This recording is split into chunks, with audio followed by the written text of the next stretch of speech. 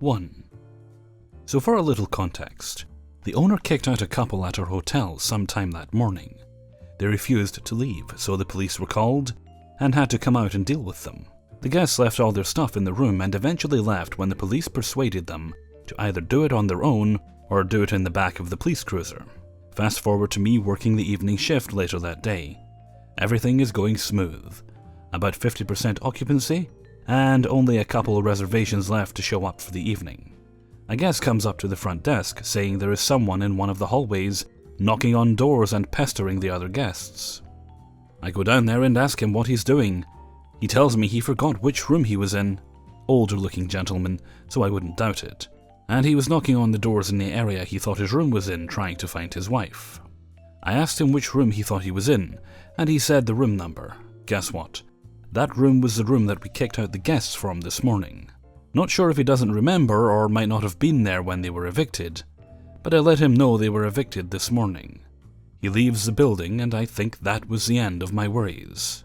Wrong. I watch him for a while take a smoke outside and try to get back in, but he doesn't have a key. I go back to Reddit, and next thing I know, see him in the cameras back in the hallway. He must have followed someone in through one of the side doors because he couldn't get in without a key. I go back down and tell him he needs to leave, so he does. Right out to the camper van sitting in the parking lot and goes inside and into the back. The dude must have been living out of there when not staying at a hotel. I go up to the window and tell him he needs to leave before I call the police on him. He says okay. And of fucking course doesn't leave. I give him about 10 minutes to leave, all while watching the cameras. This is when he decided to come through the front door in the lobby to try to get to the hallway. He walks into the lobby, tells me that he's sure his wife is staying here, but he doesn't know which room. Once again, I say that he's not staying in any room since we evicted them this morning, and he needs to leave.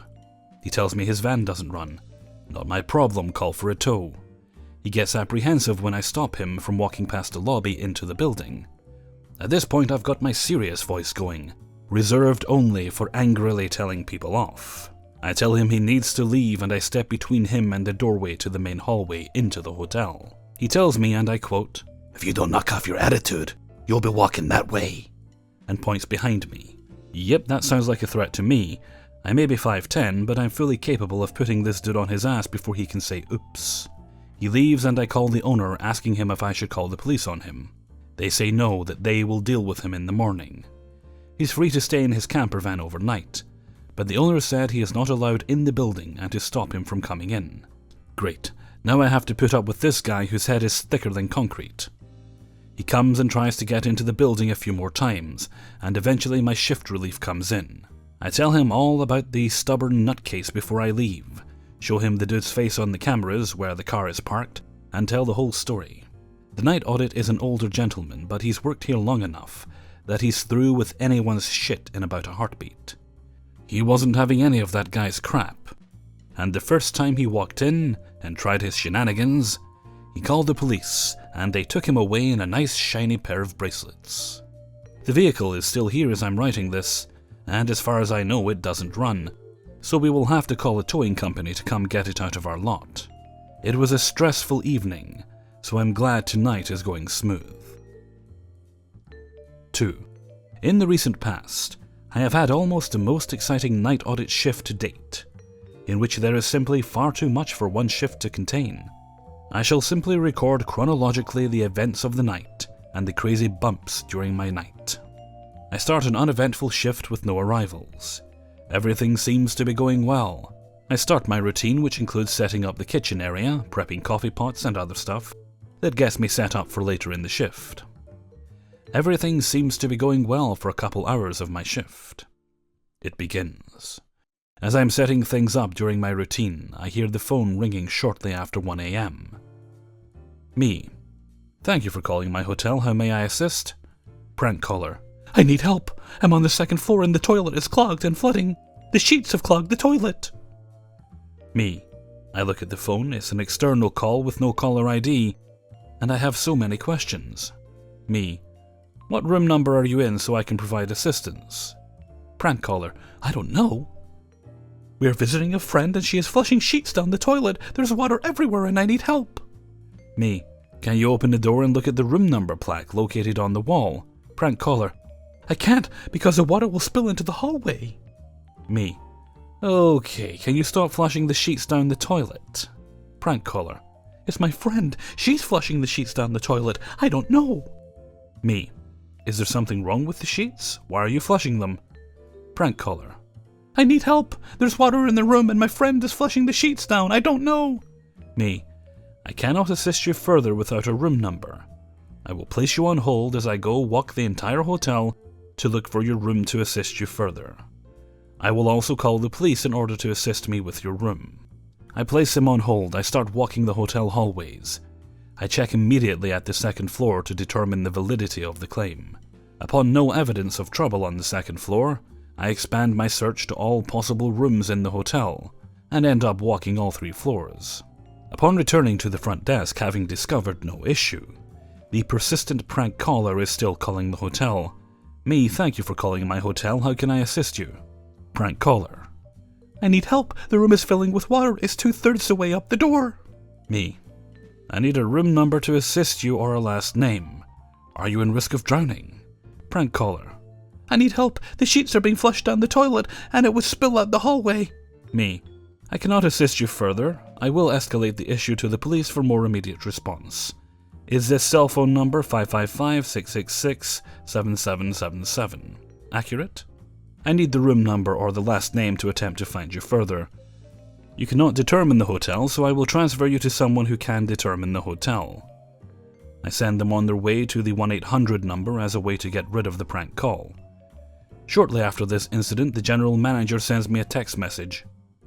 Hey Bon, just so you know, I've been alerted that there is a prank caller who is active tonight. Please ignore their call. Me. Hey GM, perfect timing. We've been hit.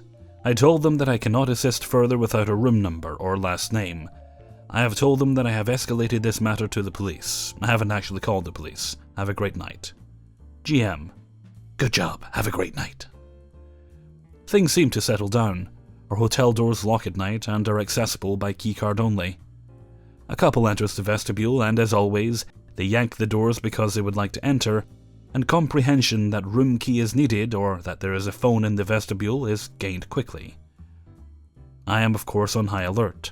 I suspect they may be the PC people, so I don't open the door and end up speaking with them on the vestibule phone.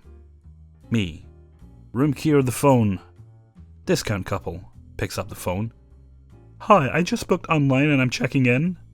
Me. Looks at the arrivals for today. There are no arrivals for the current day. What's the last name? Discount couple. Flugelman. Me.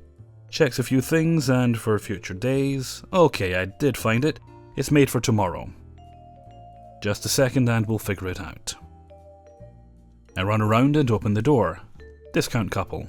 Yeah, I just booked it and it wouldn't let me pick today. It somehow defaulted to tomorrow because it's after midnight. Me. Prints things and shows and explains a bunch of things. It looks like I can move the reservation. Checkout is at 11 AM, and it does look like the rate will change as your rate is a discount provided to Company A. Company A gets a percentage off the nightly rate. Did you want me to continue with this reservation? Discount couple. Yeah, go ahead. Is there military discounts? Me. The current rate code is probably your best rate code, but I'll check. Yep, it looks like that rate code will be the best. It's X dollars, which is an increase from X dollars. Discount couple. Yeah, let's get checked in. I spew the normal check-in procedures, including about Wi-Fi and breakfast. I also got a higher rate out of the reservation than what it was initially. The night continues. I eventually deliver the receipts under the room doors. I make my way to the end of the second floor where a window is located. I notice at 3:30 AM that there is an increase of traffic in my parking lot. It has been snowing very hard and the roads are non-existent, hence another suspicious aspect to why people are gathering in my parking lot by the courtyard and behind the building next to me. The cars are parking on a loading dock that has a building next door's dumpster. I let it go and I deliver the rest of the receipts. After getting to the lobby, I start making coffee. At this point, it has been at least 10 plus cars in the parking lot of the hotel. After more cars and congregating, I start to think that potentially there is a party about to start at my hotel. I call the non-emergency police number to request that they patrol my parking lot, and to send probably 2 cars as the number keeps growing. I continue making coffee. The local PD arrive and try to make sense of what's occurring. Shortly afterwards, the PD officer is stuck in my vestibule because of the doors. I'm making coffee and didn't hear him attempt the doors. He uses the phone. I answer and get him inside. PD: "Are you the one who called for us?" Me: "Yeah, that's just a lot of people out there at this hour in my parking lot. What's up?" PD: "The dance studio next door is apparently having an after-hours party, and are letting people in through the back door, hence them parking on your lot. We asked them to leave your lot and to park in the front of their building on their parking lot." Me: "Oh well, they're fine if they're using their parking lot. It was just weird to see." PD: "Nope, you did well. That was a lot of cars. One of them was mouthy with us and he claimed he could be here. He had warrants and we did take him to jail. We're hoping that it will send the message to the others." Me: "Sounds good. Did you want some coffee?" PD: "No thanks, but have a good night and call us if there's additional items." Me: "Thanks, have a good night." The rest of the night was uneventful. 3. Lord, I can spot these types of people a mile away, and it really sucks because I don't want to judge people, but these types make it so hard not to. The other week I had one such family stay. They pulled up in their little silver banged-up Cherokee-looking car. There were 2 adults and 2 teenage kids. The kids were never the issue, but bless them for putting up with these awful parents. So anyways, they come up to the desk to check in, and I can tell they are going to have a long line of requests. And nor was I wrong. Immediately the guy asks for an upgrade, but guess what? He booked through a third party, and I had to do the whole song and dance that we can't change third-party reservations. Which his answer then is, "But I'm a special Snowflake tier member." Once more, dude, you booked through a third party. Even if you are a member, we cannot change it. Of course, he's irritated now, but hey, that's the rules.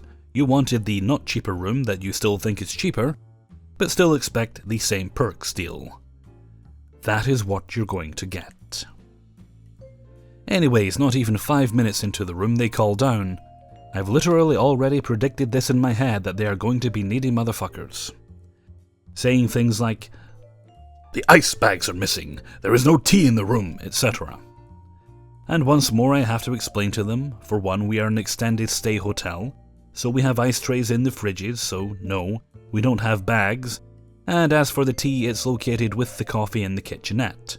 Lo and behold, both things are in the room. Like I just know they are looking for free compensation just by being this needy. It's just so obvious, but of course, me being a good employee, I still try to make them satisfied. But my story does not stop here. His next request happens after roughly 30 minutes later. He comes down with his wife, asking for literally all of our amenities, and 4 of each to be exact. 4 shower caps, 4 shampoos, 4 conditioners, 4 razors, 4 shaving creams, 4 toothbrushes, and toothpaste. And of course, lastly, they wanted more of the free popcorn we keep in our rooms. Okay, I'm no Sherlock Holmes, but no way are you using this all for your one-night stay. Especially if you're asking for shower caps. I know for a fact you're not using all that freaking shampoo and conditioner. You're just plain outright freeloading. We aren't stupid. Sadly, many don't realize this, but the more you bug us at the front desk for every little thing, the more we will start to resent you and not want to give you crap. So I thought maybe after their little hoarding sesh, that would be it, and they'd leave me alone. Oh no, of course not. So a few hours have passed, and I've noticed the father coming down roughly every hour, and going to our free coffee area. He'd get a drink, then leave. After the first 2 times I saw him do this, I noticed our tea assortment would be wiped out. I'm like, are you serious, dude? So I refilled it a third of the way up, and waited to see if he was taking them or not. An hour rolls by, guess who's ventured down? Yep, that's right, needy motherfucker, and now I physically saw him shove them into his pockets. Okay, you want to play that game? Game on. If you honestly feel that entitled to take all of our amenities, guess what, I'm going to cut you off. So this time he came down looking for the tea, but I filled it with extra sugar packets. And of course he comes to me to complain. Father: "Can I get more tea?" Me: "Oh, I'm sorry, it appears we ran out of all our tea." "Totally not sorry. Please go drink or bathe in the 100 you stored up in your room already." Anyways, he just kinda scoffs and says, "Of course they run out of the tea I wanted. So typical." "Okay, drama queen, please take your dramatics to your room." At this point, I say nothing. I'm not catering to this jerk anymore. But then, of course, disaster strikes, and we have maybe a 5-minute power outage due to a really strong-winded storm that blew through around 9 PM. So the power came back after a few minutes, but it knocked our TVs out for about an hour till our TV provider managed to fix it. I swear this guy was praying to the gods for something like this to happen because, oh, you know, he tried to take full advantage of this circumstance. He first came down after the power was back on, saying his TV wasn't working. Well, no duh. As you can see, the TVs in the lobby aren't on either. Me. Yes, we are aware of the situation from the power outage. Our cable technicians are currently working on it to fix the problem. Father. That's ridiculous! How come it's not back on, like the lights? Me. I don't know the specifics, but I believe we had a power surge and it wiped the cable boxes. Totally made that up. But hey, it's a good guess for a question I didn't know the answer to. And the technicians were working on the problem anyways. Father. Apparently not a good enough answer. Well, what are me and my family going to do now? Oh, I don't know, talk to each other? Jeez. That's not my issue what you do with your family. Me, sir, there is nothing I can do until they fix the issue. Father. Whatever. And sulks back to his room. Luckily our technicians were able to get it working in about an hour and didn't really see Mr. Needy and Needette the rest of the night, thank God. But I did work the next 3 to 11 shift the following day, and I noticed the Needies looked like they pestered someone into giving them a 3 PM checkout. Anyways, I clocked in about 7 minutes early, and I'm just waiting in the back office for first shift to finish their draw count. When lo and behold, Mr. Needy waltzes down and starts demanding a refund from the first shift agent for this horrible stay. Saying all kinds of things that didn't happen, and all the ones that did, he was blowing them out of proportion. Saying things like the power was out all night, and we had no coffee or tea the whole night, etc. Oh, of course you know I couldn't contain it anymore, and stepped right on in. I then ripped him a new one, sternly saying I catered to all his needs last night, and none of these things happened, minus the power outage. But we have 16 perfectly good working cameras that if he was that confident he could testify against them, then by all means go for it. But Mr. Needy, we are not giving you a cent back, nor is the third party you booked through. And now you need to leave, unless you wish to be escorted out. Mr. Needy quickly tucked his tail and turned after I called him out, finally hopefully realizing what humility feels like.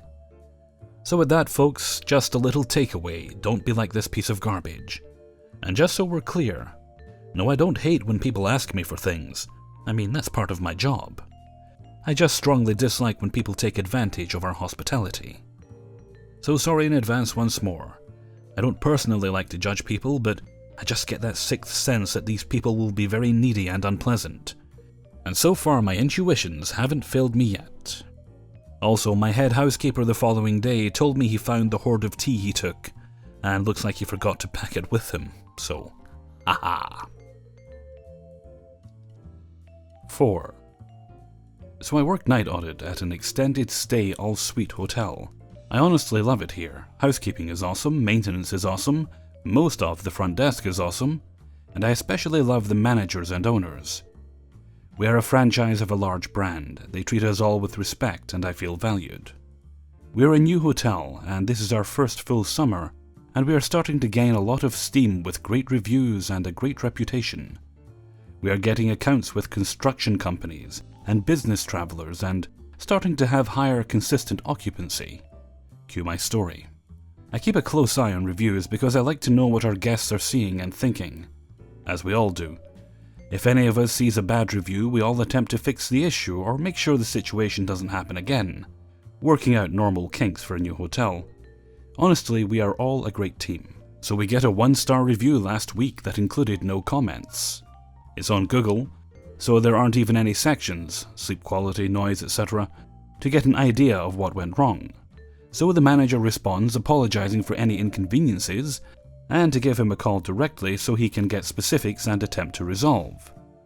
We come to find out it is a guest who is staying for a month with us and submitted the review within the first day of check-in. We found out from the FDA who checked him in what he looks like, and when the opportunity arose this week for the manager to ask, he did. "Hey, Mr. Grumpy Guest, we see you have been less than pleased with your stay, and I would like to apologize. Is there anything I can personally do to make it better? Any suggestions you may have? We value your business and want your stay to be a great one." And this fucker's response: "No, it's been okay, really, no complaints. I've just stayed in nicer hotels before." We were all dumbfounded. I mean, no shit you've stayed at a better hotel. This isn't a 5-star full-service hotel. We are a sub $100 a night extended stay simple suite hotel. Do these people not understand the point of reviews? I was flabbergasted. I mean, I shouldn't take it so personally, but we do a great job and I love this place. What the fuck? 5. A quick note. This isn't a particularly exciting story. Hell, it's probably a pretty standard occurrence for some of you front desk workers. But at my motel, we surprisingly don't get a whole lot of excitement. And as such, even the simple stories can be pretty notable to me. So why not? Phone rings. Good evening. Sleepy Tires Motel, this is Mario, how can I help you? Are you guys corporate or franchise? That's an odd question. Franchise. Alright. So what are your rates? For tonight? I mean, you didn't specify a date, so I'm just going to assume you mean tonight. Let me check. How many people in the room? 2. I just said that. No, you didn't, but okay. Alright, so right now, the cheapest room I can get you is a room with a single king bed. Price on that after tax comes to $79-ish. I'm rounding for ease of storytelling. I work for a big company. That's nice. Okay. We do a lot of business with Sleepy Tires Motel. You know? Oh, we're playing this game now. Alright, challenge accepted. So I'm thinking, what kind of discount can I get for that? Approximately $0, but hey, I'll humor you. The only discounts we offer are senior and military, but if you like, I can go ahead and apply one of those to your room, and that would bring the price down to about $71. Look, it's just, my wife has cancer. Wow. Straight for the cancer line. Showing your hand a bit early, don't you think? And look, I'm just looking for a place to stay, because our house is being remodeled, and my wife is getting surgery. On the same day? What a coincidence. He continues to try and guilt trip me. Yeah, I checked out of this story a few minutes ago. Wrap it up, buddy. And, the other place offered me $165 for the week, so that's what I'm up against here. Then go stay with them. I understand, sir, and I wish you luck in finding a place to stay. I've given you the rates as I have them, so... Right, I got you. Your name is Mario, right? Yes, sir, Mario. Good, 'cause you sound like a faggot. Hangs up. Well, that was fun. Have a nice night, jackass. Phone rings. Good evening, Sleepy Tires Motel. This is Mario. How can I help you? Hey there. Oh boy, round 2 then. So I just had a little talk with corporate. That's nice. And they say your rates are $55 for that area. So how come you're telling me that your rates are $79? I mentioned we're not corporate owned, right? Because that's not what our rates are right now. As I said, Yeah, well, I just spoke to Don. That's nice. That's not the owner's name, but that's nice. I have no idea who that is. Yeah, I bet you don't, faggot. Cliché, but I did kind of walk into that one, so fair enough. Sir, I told you before, we're franchise-owned. Corporate doesn't control us. Oh, right. Boss wanted me to direct complaints to the owner's company. What was their info again? Oh, here it is. We're owned by a separate company. Unfortunately, I don't have a phone number. But if you'd like to file a complaint, I'd be more than happy to give you their mailing address. Yeah, sure, and you're right, your name's Mario. I'll remember that. Oh, was that a not-so-subtle threat? Oh dear, I'm shaking in my boots. Of course, sir. Thank you for calling, and have a wonderful night. Fuck you, queer-ass faggot. He hangs up. I hoped he'd come back for round 3, but no such luck. Shame. I'd thought it over, and was prepared to offer him a very special rate of $500 a night. Hey everybody, Hellfreezer here, and thank you very much for listening to Confessions of a Hotel Worker, number 9. I thought I'd done more than that, actually. Oh well, number 9.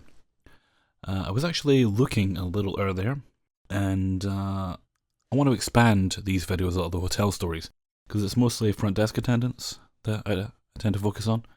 But, you know, it's called a hotel worker to give me a wider scope.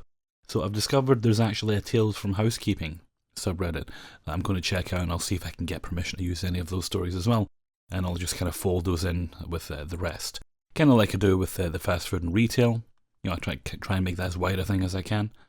And we'll hopefully that works out and I can improve the videos, and we'll see how that works. Okay, and with that I'm going to head off for now. So until next time, thank you very much for listening, and take very good care of yourselves.